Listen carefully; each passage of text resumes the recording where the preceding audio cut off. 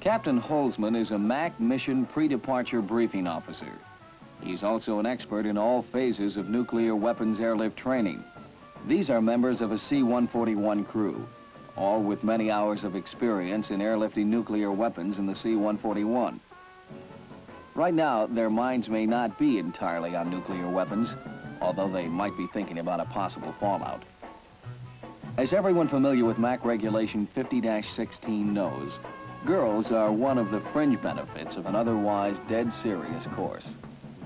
We'll get back to the girls later.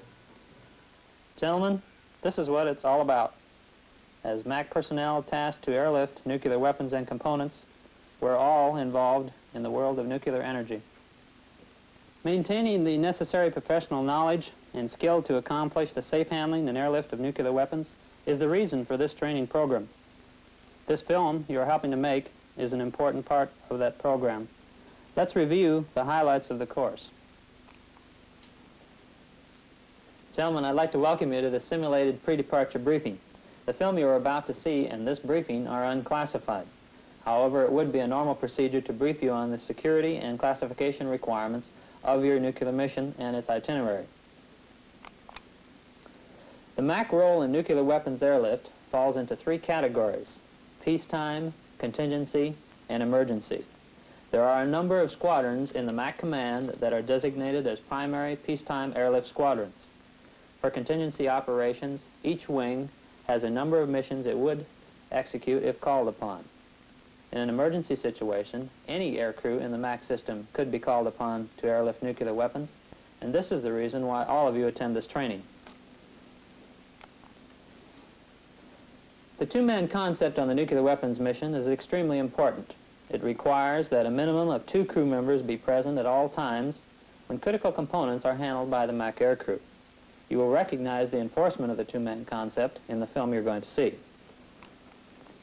Security on a nuclear weapons airlift mission is the responsibility of each and every crew member. Primarily, however, the responsibility falls to the courier officer and the courier team. The courier officer on a nuclear weapons airlift mission has responsibilities that fall into 4 categories: primarily security, custody, identification, and sidearms. And last of all, we're going to discuss loading procedures. And this is where you gentlemen, the MAC aircrew, come in. We're going to watch a film on loading procedures and discuss it while we watch. I am counting on your experience and expertise in the field to provide us with a running commentary that will be accurate and informative. The film can be stopped at any point if you wish, or it can be run over again.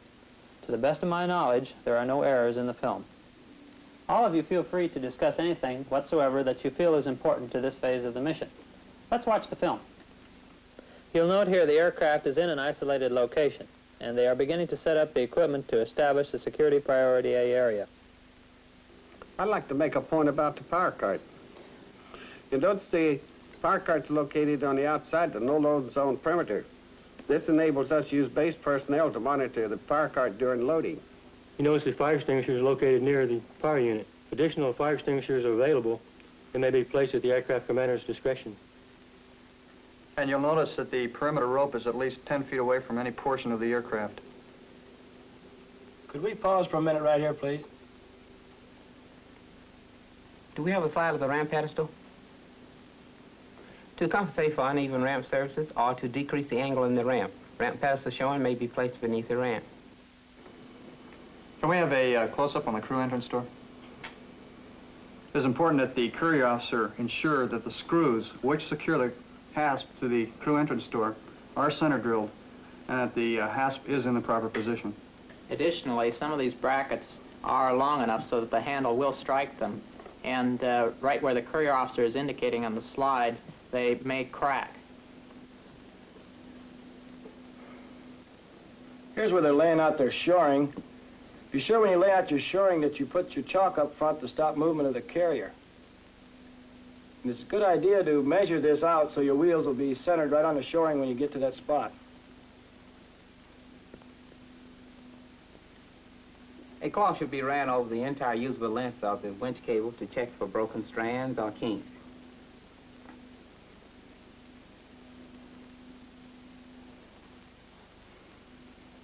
Here, the aircraft commander is getting all his crew members together for a preloading briefing.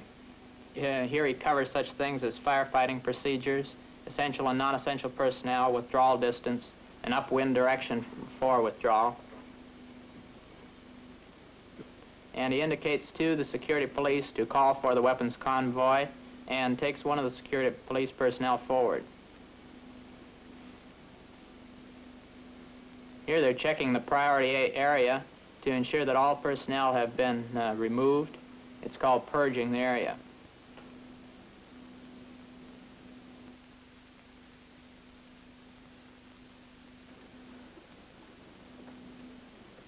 At the single entry control point, security police check each individual's identification against the crew orders.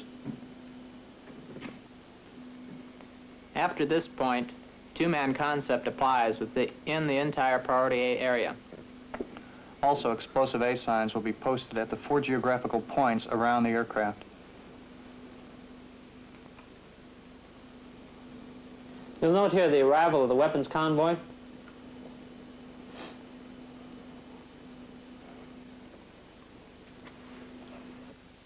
The shipper is responsible for the handling of the cargo until the aircrew signs for it or starts loading operations. It's also a good idea to have proper alignment behind your aircraft. This will make for a smoother operation.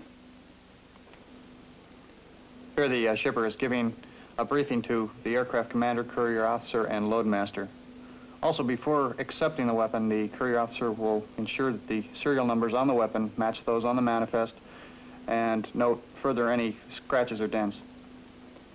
All movement of the weapon after this point will be controlled by direct reference to the -16. When attaching the winch cable hook, ensure that the hook is pointed up. As a little matter of technique, use a tie-down strap to ensure that the hook remains up.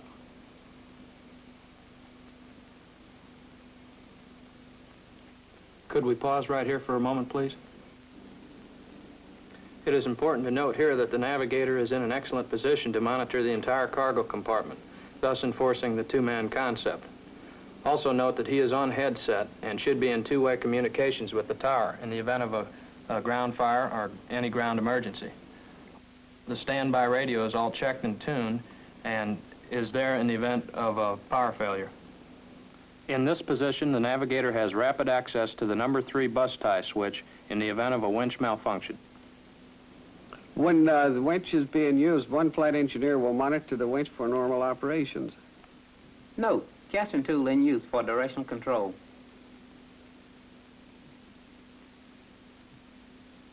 It is the aircraft commander's responsibility for the overall supervision of the loading, and you can see him doing that here by direct reference to the -16.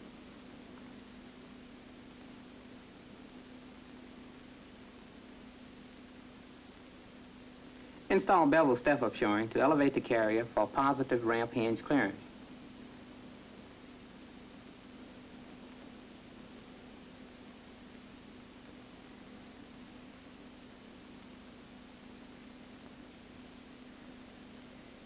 Can we stop at this location?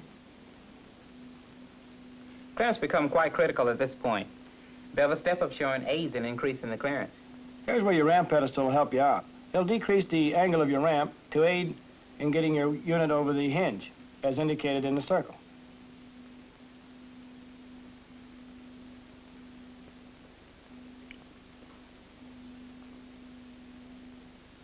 Here's a good point. Always try to keep one ear of your headphone off your ear so you can hear the prime loadmaster.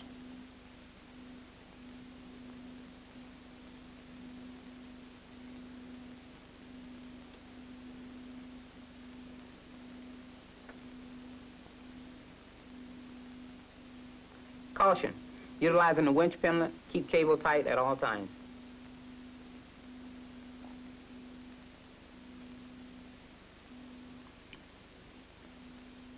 By having your chains pre-positioned saves you a lot of time in tying down your unit. You should tie it down as soon as you can so you can disconnect your cable and go get another unit. Tie down must be exact as they are in the -16. Loose ends of the chain should be wrapped around the floor fitting or the chain itself. This is when the aircraft commander should check the tie-down patterns to make sure they're exact according to the -16.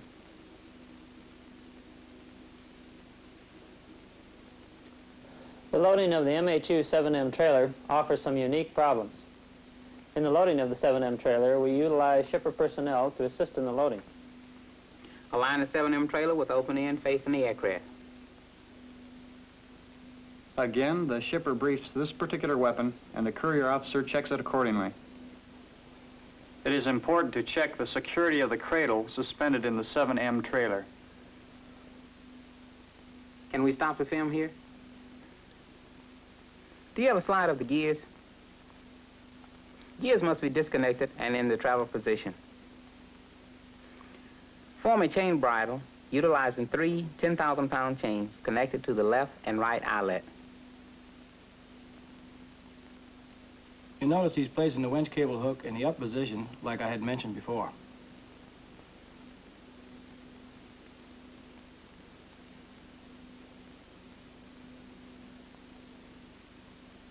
Here, shipper personnel are being utilized to monitor the brakes and steering assembly. You will note that they are handling the cargo straps with care and do not have them wrapped around any parts of their body. If you measure the distance between the wheels, you can place your 4 auxiliary loading ramps accordingly. Ensure that no personnel are directly behind the trailer while it is on the ramp. In the event of winch or cable failure, a serious accident could occur.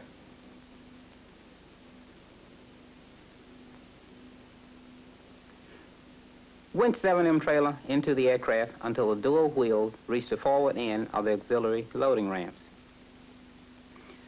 Set brakes. Place up to 3 layers of 8 shoring on the cargo ramp. If ramp pedestal block was used, 8 shoring may be reduced or eliminated.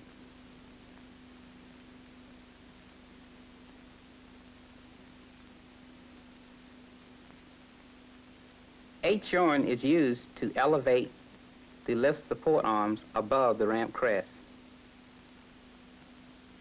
Stop the film, please. This snatch block is used to prevent the winch cable from chafing the underside of a previously loaded unit. This is a good example. It's a good idea to wear gloves when handling the cable. When using this snatch block, pull the cable up against a pulley. Check your pin for proper installation. Engage travel gears, disconnect chain bridle, move 7M trailer to tie-down location by the use of drive ratchet wrenches.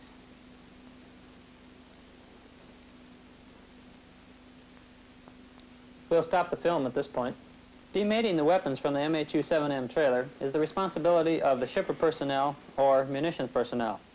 For the purposes of this film, we can pass over that point and pick it up where the unit becomes the MAC aircrew responsibility again.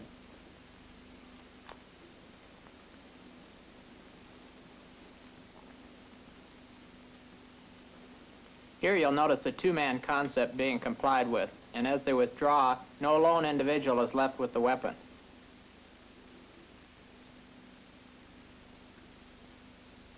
With the 7M trailer removed, you'll notice that the cradle is resting upon the pre-positioned shoring. Tie-down patterns are in accordance with the -16, around the cradle and around the clevises on the outside of the cradle. The next unit to be loaded will be the skid-mounted M409 container. Then skid-mounted shoring is required. Do you have a slide of the restraint fitting? Restraint fittings are locally manufactured to prevent I&J shoring from slipping. We'll view this next sequence of film in its entirety. Due to the problems, techniques, and potential hazards of skid loading, it might be helpful to analyze this procedure step by step. We'll view this film a second time and invite your detailed comments. See that all shoring and wedges are in place to the tie-down location prior to inspection of the unit. The shipper is responsible for ensuring that weapons, weapon carriers, and containers are properly prepared for air shipment.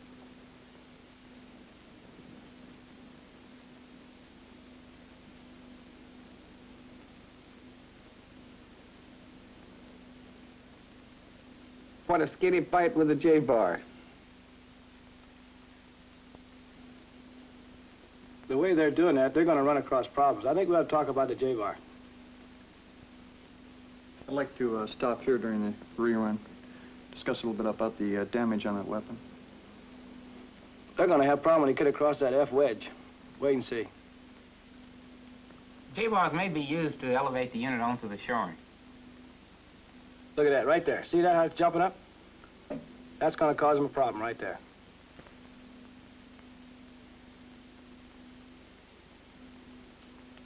They're going to get them J-bars down too low, and they're going to get hung up.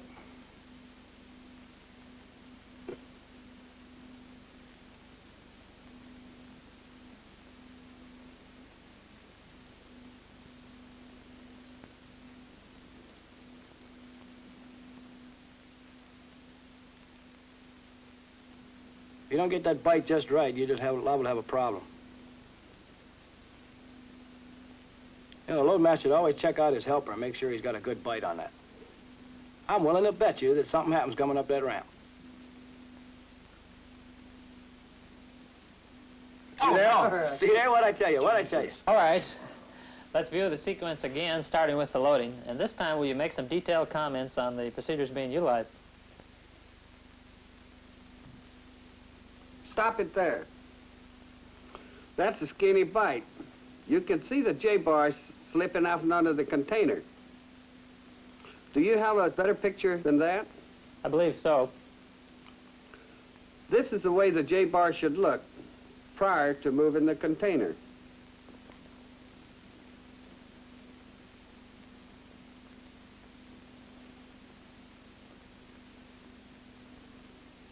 Stop it here for a moment, please. The damage which is evident with this particular weapon should be annotated on the manifest and initialed by the shipper during the inspection. That's the only comment I wanted to make.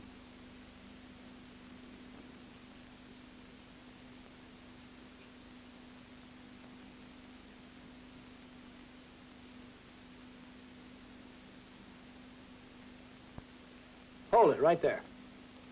Here's things to watch for. That shoring there will jump up on top of your other shoring if you're not careful. There's nobody standing around doing nothing. You can have them hold that down or have somebody watch it real carefully. What do you think of that? Well, so you could use the J-bars to elevate the carrier onto the approaching shoring.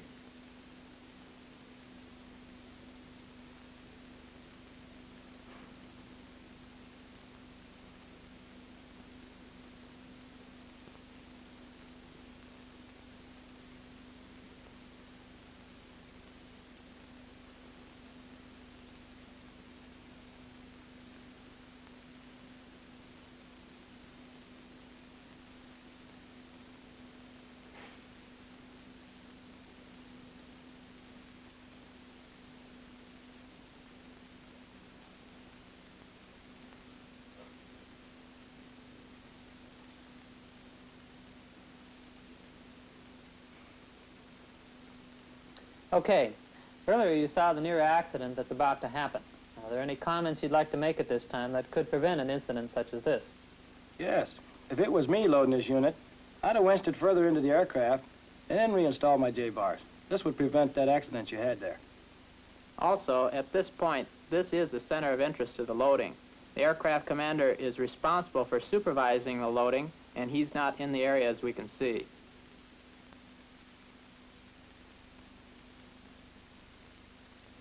This was not a staged near accident. The air crew member could have been seriously hurt, but in this case, he was not. Be careful with pry bars. Non-adjustable placards should be attached so they can be readily viewed from all avenues of approach. Just prior to engine start, the crew removes the explosive A signs and security takes down the perimeter. Ground control is then notified of the dangerous cargo, and security police remain in the area until the aircraft is safely airborne. The aircraft then departs for a classified destination. Thank you for your help, gentlemen. I hope we've been able to convey the information and the importance of following the directives that govern the handling of nuclear cargo, and, of course, the importance of handling such cargo with tender, loving care. Oh, yes, I did promise we'd get back to the girls.